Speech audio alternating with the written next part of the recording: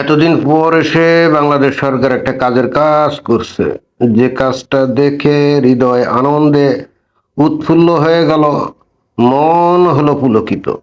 খবর কি? খবর হচ্ছে যে 3,000 অবৈধ ভারতীয়কে বাংলাদেশ থেকে বহিষ্কার করা হচ্ছে। ধাপে ধাপে সব বের করা হবে। এইটাই তো আমরা এতদিন ধরে চাচ্ছিলাম।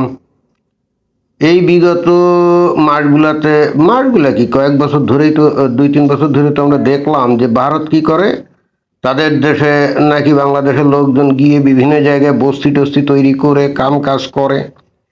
তারপরে মমতা ব্যানার্জির কল্যাণে তারা নাকি আধার কার্ড বানিয়ে ফেলছে, ভোটার কার্ড বানিয়ে ফেলছে, কত কি করছে, তাই না? এবং এই তারপরে তো দেখলাম যে এই বিজেপি সরকার ক্ষমতায় আসার পর থেকে বা আগ থেকেই আর কি, ওই বাংলাদেশে যখন শেখ হাসিনা চলে গেছে তারপর থেকেই প্রতিনিয়ত তারা কিছু কিছু লোকজনকে ধরে এনে ওই বাংলাদেশ ভারত বর্ডারের ওইখানে এনে ধাক্কা দিয়ে বাংলাদেশের মধ্যে ঢোকায়। বাংলাদেশের লোকজন অনেক ক্ষেত্রে মানে বিজিবি তারা তো ঢুকতে দেয় না, বলে না না না এরা বাংলাদেশের লোক না। আবার ওই লোকগুলো কিন্তু বলে যে ওরা ভারতের লোক না, ওরা বাংলাদেশ থেকে কেউ 5 বছর, কেউ 7 বছর, কেউ 2 বছর আগে গেছিল।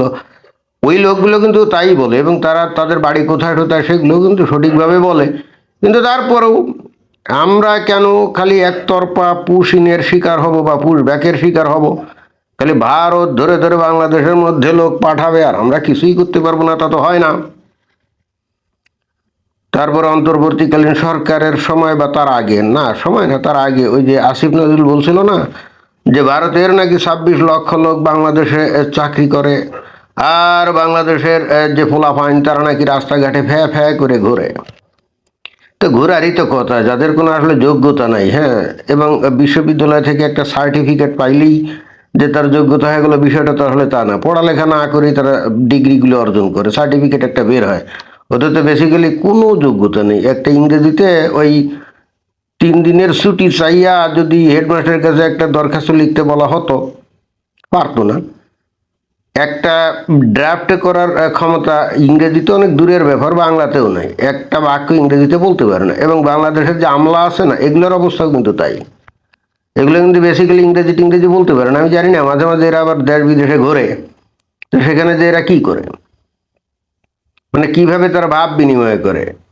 সত্য কথা হলো যে 100 জন উচ্চপদস্থ আমলার মধ্যে বড়জোর 15 থেকে 20 জন মোটামুটি চলনসই ইংরেজিতে কথা বলতে পারে, আর বাকি 80 জন কিন্তু ইংরেজিতে কথা বলা তো দূরের কথা, একটা বাক্য সঠিকভাবে ইংরেজিতে পড়ে তার অর্থ জানে না। এটাই হলো বাংলাদেশের অবস্থা।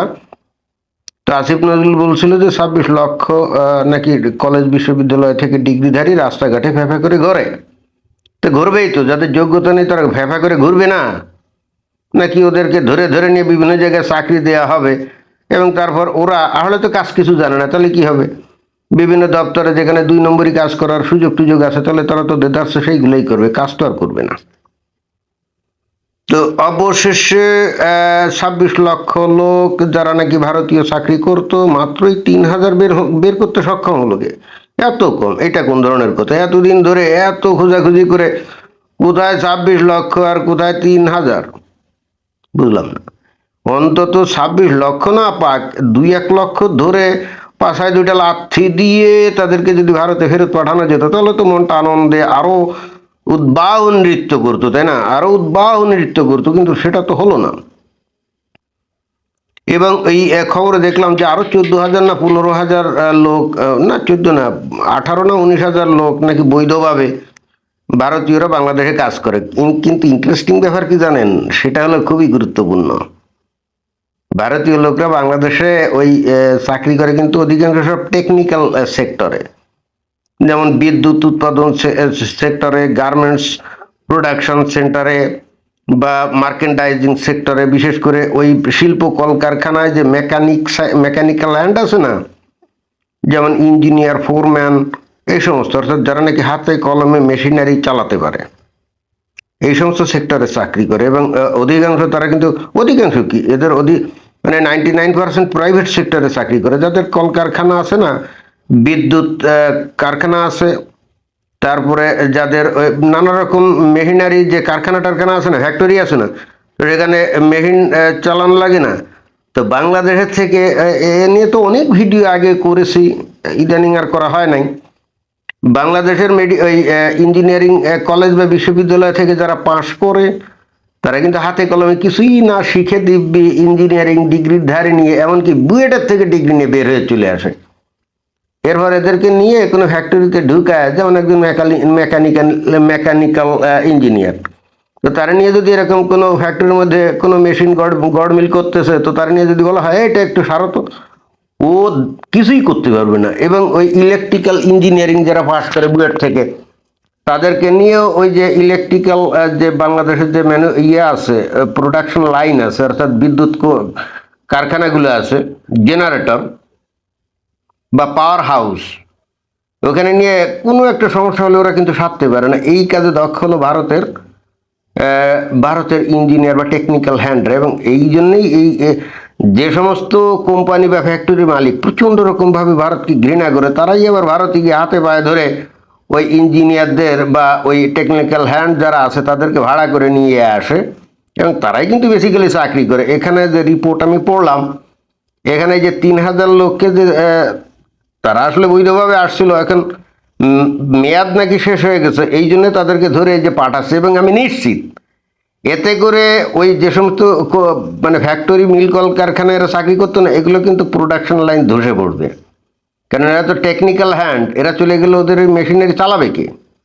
বাংলাদেশের লোকজন তো আলহামদুলিল্লাহ সুবহান আল্লাহর উপরে থাকে, মেশিন চলছে, আজান দিল, মেশিন টেশিন ফেলে নামাজে দৌড়ায়। এবং এই ইঞ্জিনিয়ার এবং ডাক্তাররা ইদানিংকালে সবচাইতে বেশি ধার্মিক। এমনও ডাক্তার দেখা গেছে যে অপারেশন টেবিলে রোগী রাখা হয়েছে, আজান দিয়েছে, কিসের অপারেশন টেবিলের রোগী, ও নামাজ পড়তে চলে গেছে। আর যারা নাকি ইঞ্জিনিয়ার, তারা তো মেশিন চলছে, মেশিন হয়তো ডিস্টার্ব করছে, এটা কোথায় সারবে না, আজান দিয়েছে ফেলে চলে যাবে।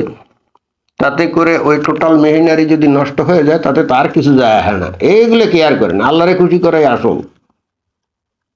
তো আমি আসলে যেটা বলতে চাচ্ছি যে 3,000 যে ভারতীয়কে আপাতত বহিষ্কার করছে না, কদিন পরে দেখবেন যে ফলাফল দেখবেন যে অনেক মিল কলকারখানা বন্ধ হয়ে গেছে, সেগুলো চালানোর মতো যোগ্য লোক নেই। কারণ এরা তো ওই যে আমি বারবার একটা কথা বলি না, যে ওই ইঞ্জিনিয়ারিং বিশ্ববিদ্যালয় বা মেডিকেল কলেজে ঢোকে ইঞ্জিনিয়ার বা ডাক্তার হওয়ার জন্য, বের হয় এক একটা পাক্কা হুজুর হয়ে, কাম কাজ কিছুই জানে না। এমনি থিওরিটিক্যাল কিছু হয়তো আছে, বইটই পড়ে, বাট এরা প্র্যাকটিক্যাল করে না একটুও না। না ওই ডাক্তারি পড়তে গেলে, না এই মেকানিক্যাল ওই ইঞ্জিনিয়ারিং পড়তে গেলে, এরা একেবারেই ব্যবহারিক যে মানে প্র্যাকটিক্যাল যে জ্ঞান, এগুলো অর্জন করে না। হালকা পাতলা যেটুক না হলে নয়, এবং যেটা নাকি বাস্তবে বেসিক্যালি কোনো কামেই আসে না। তো তারপরও ঠিক আছে, বাংলাদেশ দেখবেন যে আমার ধারণায় যে ঘোষণা দিয়েছে না 3,000, এখনই শিল্প কলকারখানার মালিকরা যে ওই সরকারের কাছে বলবে আপনারা কি শুরু করছেন।